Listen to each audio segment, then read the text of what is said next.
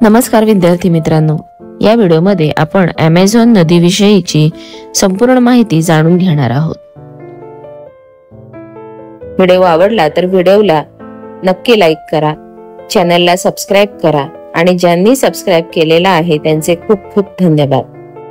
Amazon नदी ही जगातील सर्वात मोठ्या नद्यांपैकी एक आहे।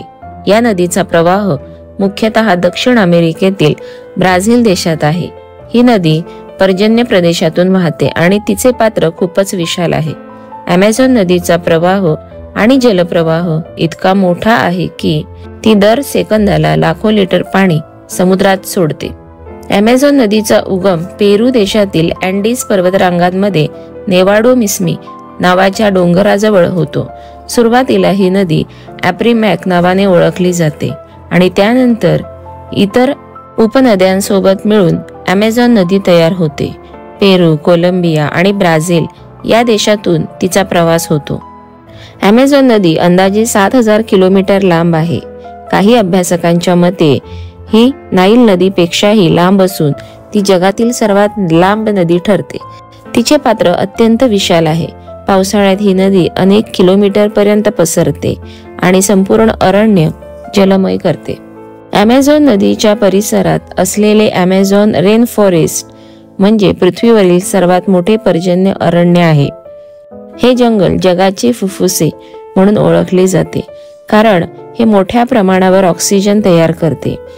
येथे हजारो प्रकारचे प्राणी, पक्षी, कीटक, झाडे व औषधी वनस्पतीही आढळतात। ॲमेझॉन नदी आणि जंगल जैवविविधतेचा खजिना मानली जातात। येथे पिरान्हा मासे, डॉल्फिन, ॲनाकोंडा, जगवार, कॅपिबारा यांसारखे जीव आढळतात। ॲमेझॉनमध्ये पाण्यात राहणाऱ्या गुलाबी रंगाच्या डॉल्फिन खूप प्रसिद्ध आहेत। ॲमेझॉन नदी परिसरातील अनेक आदिवासी जमाती या नदीवर अवलंबून आहेत। मच्छीमारी, जलवाहतूक, शेती आणि अरण्य उत्पादने यांच्या माध्यमातून ते आपले जीवन जगतात। ही नदी त्यांच्या संस्कृतीचा आणि दैनंदिन जीवनाचा अविभाज्य भाग आहे। ॲमेझॉन नदी व जंगल पृथ्वीच्या हवामानावर मोठा परिणाम करतात। येथील वनस्पती आणि पाण्यामुळे जागतिक तापमान नियंत्रणात राहण्यास मदत होते।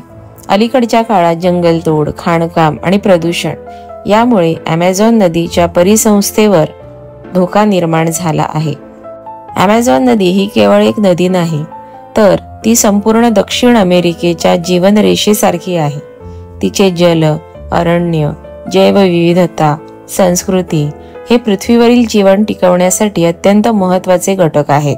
म्हणूनच तिचे संवर्धन ही आपली सर्वांची जबाबदारी आहे। असेच अभ्यासपूर्ण नवनवीन व्हिडिओ पाहण्यासाठी व्हिडिओला लाईक करा आणि चॅनलला जास्तीत जास्त सबस्क्राइब करा। थँक्यू।